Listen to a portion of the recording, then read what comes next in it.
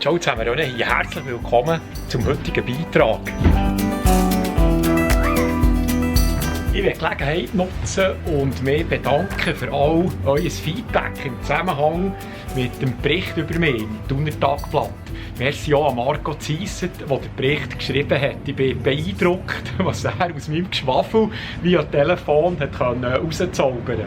Es hat mich natürlich extrem gefreut und ich finde es cool, wie viele von euch den Tegel immer noch lesen. Viele wollten wissen, wie es uns geht zur Zeit hier und wie die Zukunft aussieht. Even when we are apart, I will keep you in my heart. I will hold the world at bay, just to see you smile again. Uns geht es gut, aber es ist schon ein vergunter Moment. Das heisst, ich bin mir schon am Überlegen, wie ich mich in Zukunft ein bisschen anders aufstellen kann, für besser gewappnet zu sein bei solchen Krisen. Und ich habe die Konsequenzen auch schon gezogen. Was hast du jetzt aber für Pläne betreffend Doc-Filme? Du, jetzt bin ich gerade am Aufnehmen. Komm, erzähl jetzt, nicht mich Wunder.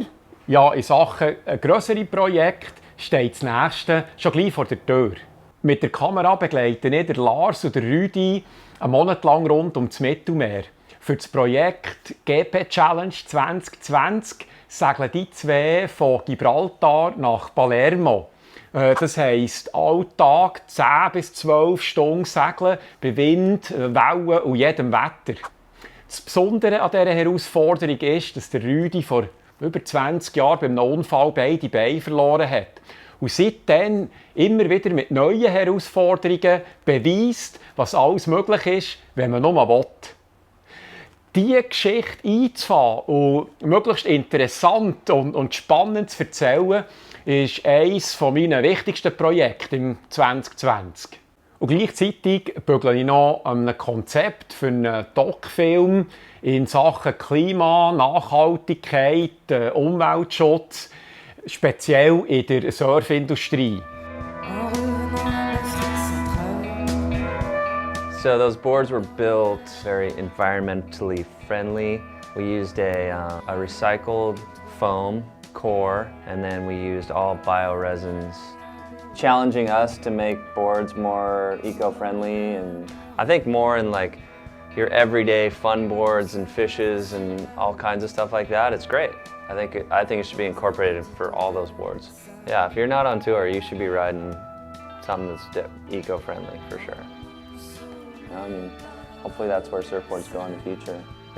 Hopefully someday we can just like bury your board on the beach and trees grow out of it or something. Flowers, I don't know.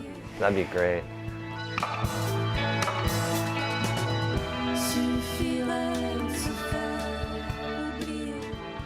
Gerade hier in Kalifornien ist es spannend, wie immer mehr Buden versuchen, entweder ihre Produkte oder internen Abläufe nachhaltiger zu gestalten. Das gibt uns Konsumenten die Möglichkeit, immer mehr zu wählen mit dem Portemonnaie, wen wir unterstützen und wen nicht. Ja, da bin ich gespannt, ob du das herbringst. Aber hast du nicht noch mehr machen? Lass mich doch fertig reden. Sorry.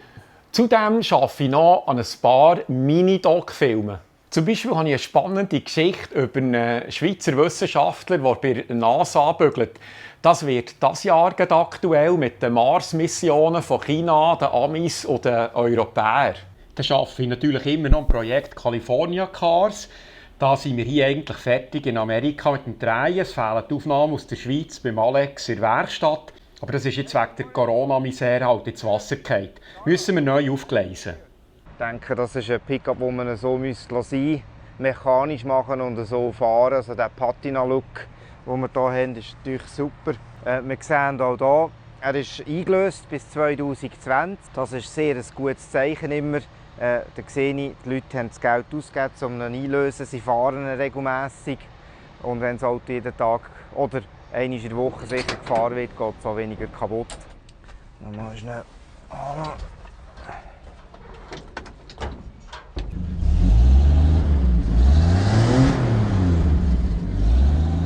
Und dann möchte ich noch einen Mini-Doc-Film machen über einen legendären Surfshop hier in Hermosa Beach, E.T. Surf. Wer schon mal hier war, kennt ihn sicher.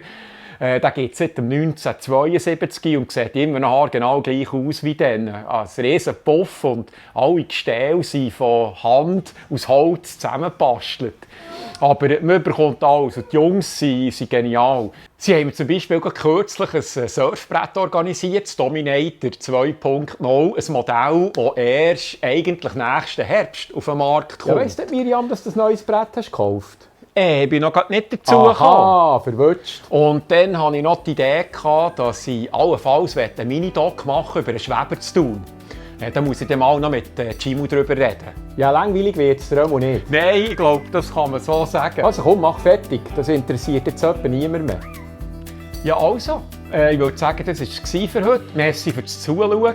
Bis zum nächsten Mal. Tschüss.